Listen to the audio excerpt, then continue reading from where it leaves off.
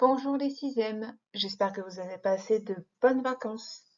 Aujourd'hui, on commence un nouveau chapitre d'histoire. On va continuer sur les Romains, mais on va changer de période puisque les Romains vont passer d'une république, ce qu'on a vu donc avant les vacances, à un empire. Donc chapitre 5, l'Empire romain du 1er siècle donc avant Jésus-Christ au 4e siècle après Jésus-Christ.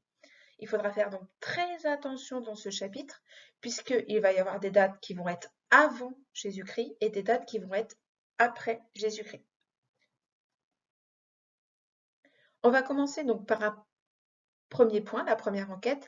Quel changement justement entre la République, qu'on a vu avant les vacances, et cette fois-ci donc l'Empire. Alors, pour rappel, avant les vacances, on avait parlé d'un personnage qui s'appelait Jules César. Donc, Jules César, il est ici. Qu'est-ce qui lui arrive à Jules César? En 44 avant Jésus-Christ, Jules César est assassiné par, ici, les sénateurs. Pourquoi les sénateurs assassinent-ils Jules César? Jules César, après sa victoire contre les Gaulois, avait proclamé qu'il était le dictateur, c'est-à-dire qu'il détenait tous les pouvoirs à Rome. Le problème, c'est qu'on est dans une république. Et dans une république, ce qui prévaut, c'est le partage des pouvoirs. Donc les sénateurs ne sont pas contents et pour sauver la République, décident donc d'assassiner Jules César. Ce qu'ils ne savent pas encore, ces sénateurs, c'est qu'avec l'assassinat de Jules César, ils vont déclencher une guerre civile, notamment une guerre entre ces deux personnages, Octave et Marc-Antoine. Octave, qui est le fils adoptif de Jules César, et Marc-Antoine, qui est un des plus grands généraux de l'armée romaine à ce moment-là. Une guerre va éclater entre les deux, puisque chacun veut reprendre la place de Jules César, et c'est Marc-Antoine qui va finir par être vaincu par Octave lors de la bataille d'Actium. Octave reprend donc la main et décide non plus de s'appeler Octave, mais va changer de nom. Cette fois-ci, on va l'appeler Auguste, et il va mettre en place un empire. Alors, juste pour parler un petit peu de cet empire, j'ai pris le manuel, page 122-123, et je vais vous expliquer un petit peu justement l'empereur et ses pouvoirs. Qu'est-ce qui change justement entre la République et l'Empire avec l'arrivée de cet empereur? Donc d'abord, le pouvoir militaire. Ici, Auguste, anciennement Octave, va se faire représenter en statue en général victorieux. En même temps, c'est normal puisque c'est lui qui a gagné les victoires, notamment contre Marc-Antoine. Qu'est-ce qu'on remarque sur cette statue? Eh bien, qu'il fait représenter deux choses.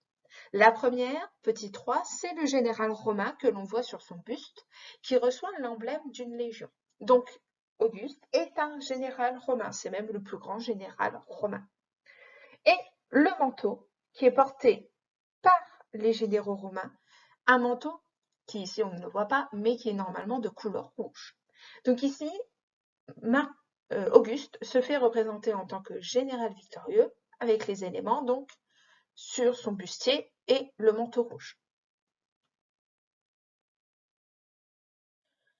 Auguste va également se faire représenter ici et ici en tant que chef de la religion romaine.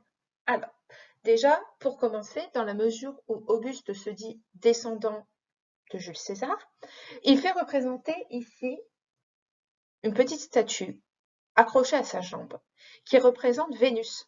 Vénus qui elle-même était l'ancêtre, soi-disant, de Jules César. Donc ici, Auguste rappelle qu'il est un petit peu comme un dieu. Il va aussi se faire nommer chef de la religion romaine, c'est-à-dire grand pontife. C'est un personnage qui est donc très important pour la religion et du coup, les habitants doivent l'honorer également. C'est ce qu'on appelle le culte impérial. Alors le culte impérial, comment ça se passe? En fait, à la mort de l'empereur, on considère que l'empereur part rejoindre les dieux. Donc ici, par exemple, dans cette petite illustration, ce qu'on appelle un camée, on a Auguste au centre avec des déesses et des dieux autour de lui, au moment justement où il meurt et où il monte au ciel avec justement entouré de tous les dieux et déesses. Donc Auguste devient Dieu, c'est-à-dire qu'on va lui construire des temples et qu'on va lui adresser des prières, comme n'importe quel dieu. Enfin, troisième point, ici. Auguste est surtout le chef politique. C'est-à-dire que si on regarde le document 2, tous les pouvoirs du Sénat et du peuple passèrent à Auguste. Qu'est-ce que ça veut dire? C'est-à-dire que le Sénat, qui surveillait les consuls, les censeurs, les prêteurs, les questeurs, tout ça disparaît et tous ces pouvoirs-là passent à Auguste. Les pouvoirs du peuple, c'était quoi? Eh bien, c'était les comices. Les comices qui, par exemple, pouvaient voter des lois.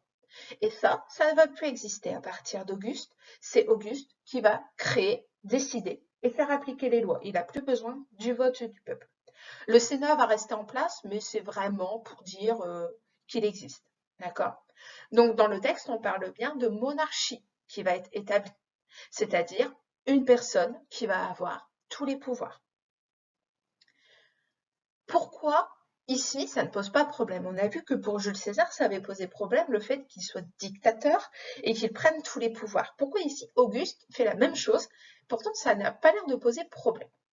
C'est justement ce qui avait fait défaut à Jules César, c'est que Auguste, lui, s'est préoccupé de la population.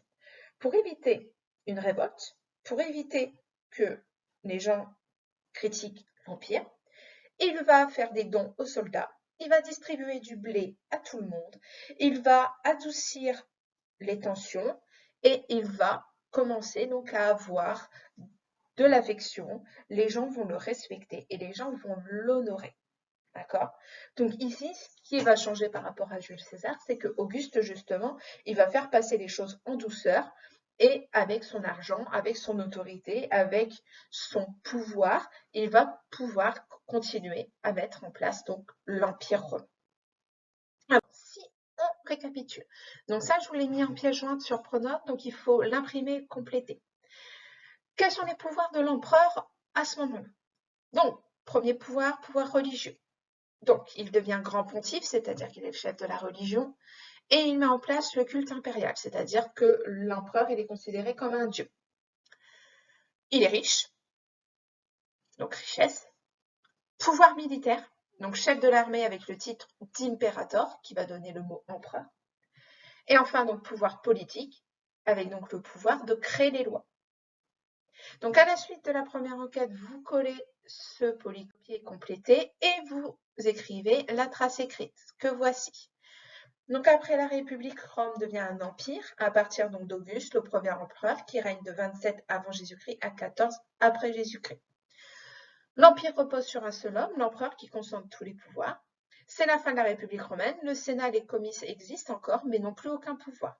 Les Romains acceptent le changement car ils souhaitent la paix après plusieurs années de guerre civile, et l'empereur apporte la richesse et la stabilité.